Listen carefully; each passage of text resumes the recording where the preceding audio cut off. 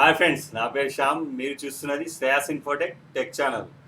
So friends, మనం గత last వీడియోలో యుఏఎన్ నంబర్ యొక్క పాస్వర్డ్ ఎలా చేంజ్ చేయాలి, దానికి ఉన్న ప్రస్తుతం నిబంధనలు ఏంటి తెలుసుకున్నాం. సో ఈరోజు ఫ్రెండ్స్, ఈపీఎఫ్ యుఏఎన్ పోర్టల్లో బ్యాంక్ అకౌంట్ని ఎలా చేంజ్ చేయాలో చూద్దాం. సో ఫ్రెండ్స్, ఇక్కడ యాజ్ ఇట్ ఈజ్ లాగే యుఏఎన్ నంబర్ మరియు పాస్వర్డ్ ఎంట్రీ చేసి, క్యాప్చా ఎంట్రీ చేసి సైన్ ఇన్ అవుదాం.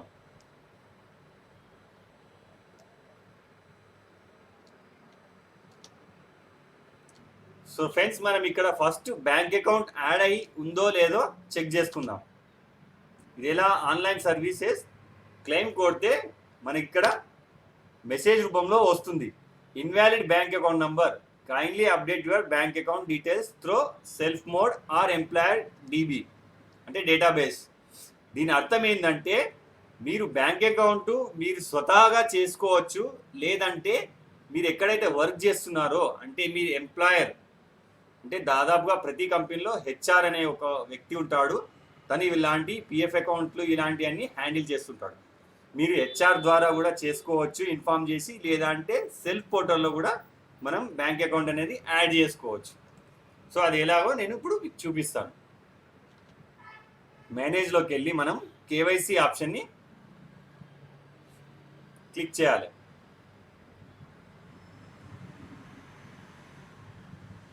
సో మనకు ఇలాగ వస్తుంది. ఇందులో bank account, pan card, passport అనేది 3 ఆప్షన్లు ఇవ్వడం జరుగుతుంది. ఇదివరకు ఆధార్ అని వస్తుండే, కానీ ఒకసారి అది ఆధార్ వెరిఫై అయిన తర్వాత అనేది ఆప్షన్ హైడ్ అయిపోతుంది.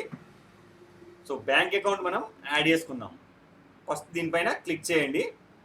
సో ఇక్కడ అనేది బ్యాంక్ అకౌంట్ నంబర్ అడుగుతుంది, కన్ఫర్మ్ బ్యాంక్ అకౌంట్ నంబర్ అడుగుతుంది, ఆ తర్వాత ఐఎఫ్ఎస్సి కోడ్ అడుగుతుంది. సో ఫ్రెండ్స్, మీకు ఇక్కడ మేజర్గా ఆటోమేటిక్గా అప్రూవ్ అయ్యే బ్యాంక్ అకౌంట్స్ నేను చెప్తాను. అవి ఏంటంటే, ఎక్కువగా అప్రూవ్ అయ్యే బ్యాంక్స్ ఎస్బీఐ, లేదా అంటే ఇప్పుడు ఆంధ్రా బ్యాంక్, ప్రస్తుతం కన్వర్ట్ అయింది యూనియన్ బ్యాంక్ ఆఫ్ ఇండియా. ఈ 2 బ్యాంకులు అనేది ఈపీఎఫ్ఓలో ఆటోమేటిక్గా 15 వర్కింగ్ డేస్లో అప్రూవ్ అవుతాయి. ఒకవేళ ఇప్పటి రూల్స్ ప్రకారం అట్లా అప్రూవ్ కానట్లయితే నెక్స్ట్ ప్రాసెస్ వాళ్ళు ఎంప్లాయర్ దగ్గరికి పంపించడం జరుగుతుంది. అంటే వీరి నేమ్ అకౌంట్లో మాకు అభ్యంతరాలు ఉన్నాయి, మీరు మాన్యువల్గా మీ ఎంప్లాయర్తోని సరి చేసుకోండి అని చెప్పేసి 15 డేస్ లోపల మనకు అయితే ఎయిదర్ అప్రూవ్ అని వస్తుంది మెసేజ్, లేదంటే కాంటాక్ట్ యువర్ ఎంప్లాయర్ అని వస్తుంది. సో కాంటాక్ట్ యువర్ ఎంప్లాయర్ అంటే మనము ఆటోమేటిక్ అప్రూవల్ కాదు. సో మనం ఏం చేయాలంటే అప్పుడు మన హెచ్ఆర్ ఎంప్లాయర్తో కాంటాక్ట్ అయ్యి అది మాన్యువల్గా అప్రూవల్ చేయించుకోవాలి. ఆ తర్వాత మనం క్లెయిమ్ ప్రొసీడ్ చేసుకోవచ్చు. సో మనం ఆటోమేటిక్గా ఫస్ట్ ట్రై చేసి చూద్దాం. ఇక్కడ బ్యాంక్ అకౌంట్ నెంబర్ ఎంట్రీ చేస్తున్నాను చూడండి.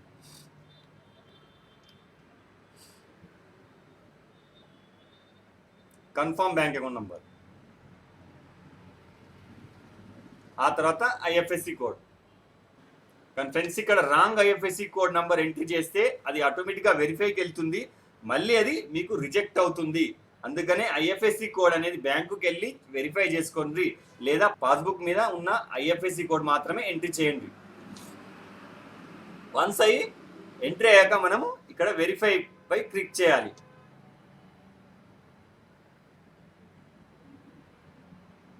సో మనకి ఇక్కడ వెరిఫైడ్ అని చెప్పేసి మెసేజ్ వస్తుంది చూడండి. ఆ తర్వాత ఓకే, సేవ్. సో ఫ్రెండ్స్, ఇక్కడ మనకు ఓటీపీ వస్తుంది. ఏం ఓటీపీ అంటే ఆధార్ ఓటీపీ అని వస్తుంది. ఇక్కడ ఈపీఎఫ్ఓ అని రాదు. ఇదివరకు బ్యాంక్ అకౌంట్ అనేది account number, IFSC code entry చేయగానే ఏదర్ పేరు తప్పున్నా కానీ అది డైరెక్ట్గా కంపెనీ హెచ్ఆర్కి వెళ్ళేది. కానీ ఇప్పుడు ఆ పరిస్థితి కంప్లీట్ భిన్నంగా మారిపోయింది. ఫస్ట్ ఈ అకౌంట్స్ అన్నీ డైరెక్ట్గా ఈపీఎఫ్ఓ హెడ్ ఆఫీస్లోనే అప్రూవల్ చేయబడతాయి. సో నాకు చాలా కామెంట్స్లో అడిగారు ఏంటంటే, బ్యాంక్ అకౌంట్ అనేది అప్రూవల్కి బ్యాంక్ వెళ్తుందా, ఎక్కడ వెళ్తుందా అని చెప్పేసి. సో మీకు చింతించాల్సిన అవసరం లేదు. ఈ bank account pending for approval అనేది డైరెక్ట్గా ఈపీఎఫ్ఓ హెడ్ ఆఫీస్కి వెళ్తుంది. సో వాళ్ళు బ్యాంక్తో టైఅప్ అయి ఉన్న డేటాని వెరిఫై చేసి, ఒకవేళ మీ పేరు, అకౌంట్ నంబర్ అనేది ఈపీఎఫ్ఓ ఆధార్ రికార్డుల ప్రకారం సరితూచి ఉంటే గనక ఈ బ్యాంక్ అకౌంట్ని మీరు ఆటోమేటిక్గా అప్రూవల్ అయి పొందుతారు. ఒకవేళ అది లేకపోతే నేమ్ మిస్ మ్యాచ్ కానీ లేదా ఐఎఫ్ఎస్సి కోడ్ మిస్ మ్యాచ్ కానీ మీకు మెసేజ్ ఇవ్వడం జరుగుతుంది. ఒకవేళ అందులో ఏమన్నా తేడా ఉంటే కనుక మీ హెచ్ఆర్తో అప్రూవల్ చేసుకోమని మీకు మెసేజ్ వస్తుంది. ఇదంతా 15 days లోపల మీకు ఏదో ఒక మెసేజ్ ఖచ్చితంగా ఈపీఎఫ్ఓ రూల్స్ ప్రకారం మీకు ఇవ్వాల్సి ఉంటుంది. సో ఫ్రెండ్స్, ఇక్కడ మనకు వచ్చిన ఆధార్ మెసేజ్ని మనం ఎంట్రీ చేయాల్సి ఉంటుంది.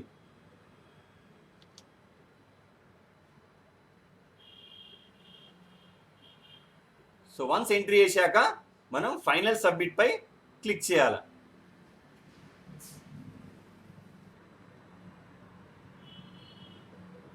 సో ఇక్కడ ఓటీపీ వెరిఫై అయిపోయింది చూడండి ఫ్రెండ్స్.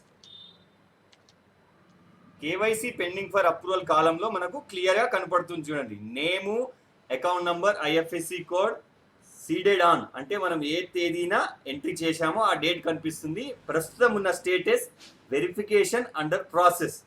ఈ ప్రాసెస్ బ్యాంకుకి వెళ్ళదు, మీ ఎంప్లాయర్ దగ్గరికి వెళ్ళదు, ఇది డైరెక్ట్ ఈపీఎఫ్ఓ హెడ్ ఆఫీస్కి వెళ్తుంది. సో కొందరి డౌట్ ఏంటంటే ఆల్రెడీ మేము bank account IFSC code add చేశాము, అది మళ్ళీ ఎందుకు ఇన్వాలిడ్ వస్తుంది అంటే దాని రీజన్ ఒకవేళ మీరు ఆధార్లో చేంజ్ చేసి ఉండొచ్చు, లేదా మీ బ్యాంక్ అకౌంట్లో ఉన్న పేరు ఆధార్ ప్రకారం లేకపోయి ఉండొచ్చు. ఈ రెండే కారణాల వల్ల మీకు ఈపీఎఫ్ఓ రికార్డు సరితూచనందున మీకు ఇంకొకసారి బ్యాంక్ అకౌంట్ సరి చేసుకోండి అని చెప్పేసి అడుగుతుంది. వేరే కారణంగా అది అడగదు. సో ఫ్రెండ్స్, ఇక్కడ మనకు సక్సెస్ఫుల్గా బ్యాంక్ అకౌంట్ వెరిఫికేషన్ కోసం యాడ్ అవ్వడం జరిగింది. సో ఫ్రెండ్స్, ఈ వీడియో మీకు నచ్చింది అనుకుంటాను. ఇలానే మరిన్ని ఈపీఎఫ్ఓ అప్డేట్స్ కోసం మా ఛానల్ని లైక్ చేయండి, సబ్స్క్రైబ్ చేయండి, షేర్ చేయండి.